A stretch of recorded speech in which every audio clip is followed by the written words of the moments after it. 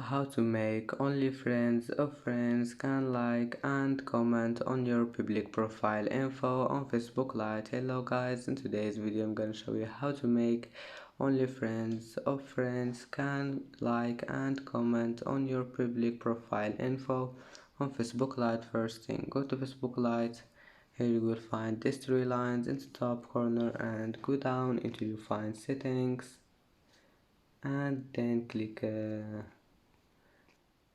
this one, followers and public content, and then just go down until you find the public profile info, click friend of friends,